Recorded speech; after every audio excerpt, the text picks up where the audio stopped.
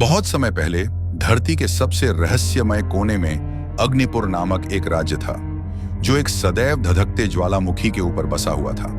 इस राज्य के लोग आग को नियंत्रित करने में माहिर थे और उनका विश्वास था कि उनकी शक्ति एक विशेष राजकुमारी के जन्म से और भी शक्तिशाली होगी।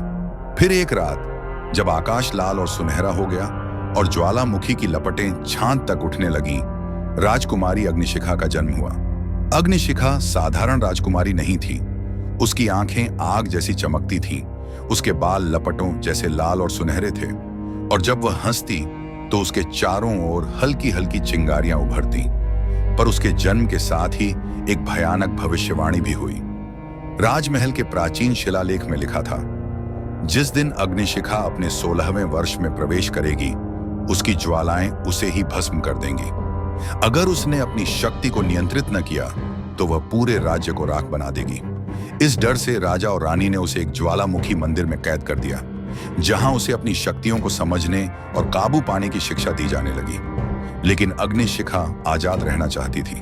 वह नहीं चाहती थी कि उसकी शक्ति एक अभिशाप बने। एक दिन जब अग्निशिखा गहरी सोच में थी तो उसके सामने एक रहस्यमय प्राचीन जादूगर अश्वत्थ प्रकट हुआ।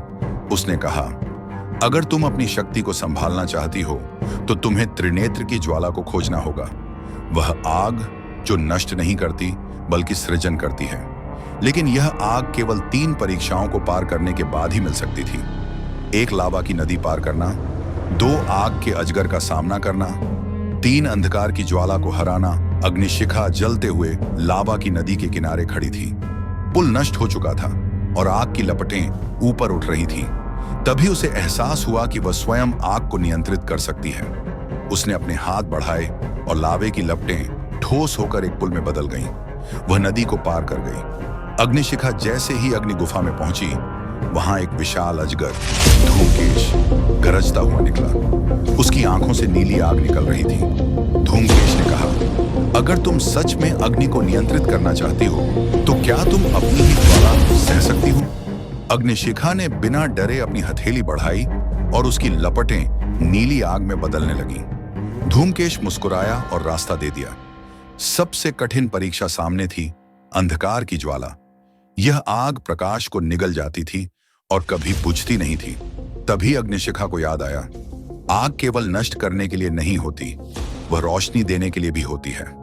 उसने अपनी भीतर की आग को महसूस किया और जैसे ही उसने अपनी हथेलियां खोली, उसकी लपटें सोने की रोशनी में बदल गईं। अंधकार की ज्वाला मिट गई और त्रिनेत्र की ज्वाला उसके सामने प्रकट हुई। अब अग्निशिखा पूरी तरह तैयार थी।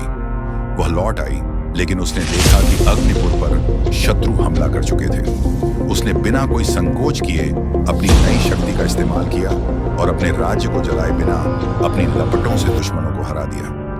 राजा और रानी को एहसास हुआ कि उनकी बेटी कोई अभिशाप नहीं बल्कि अग्निपुर की रक्षक है। अब अग्निशिखा सिर्फ एक राजकुमारी नहीं थी, वह अग्निपुर की सबसे शक्तिशाली महारानी बन गई। उसकी कहानी हमेशा याद रखी गई, क्योंकि वह लड़की थी जिसने आग को नियंत्रित किया, न कि आग ने उसे।